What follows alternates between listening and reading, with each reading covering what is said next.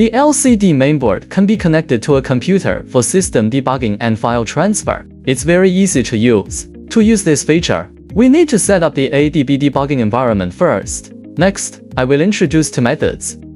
First, we open Toolbox. Set the USB mode to device mode. Then, connect the mainboard's OTG port to the computer using a USB cable. Extract the debugging tool.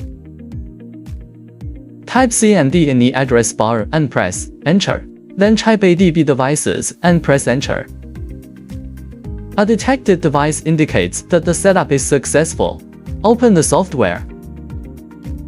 You can now perform debugging and other operations on the mainboard from the computer. The second method, the computer and the device are on the same local area network environment. Debug via network using ADB over the network. Open Toolbox. Open More Settings. Then open the network ADB.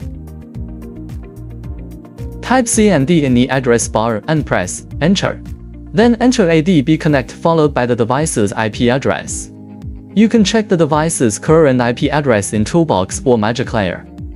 Press Enter after confirmation. The environment is successfully set up once the device is detected.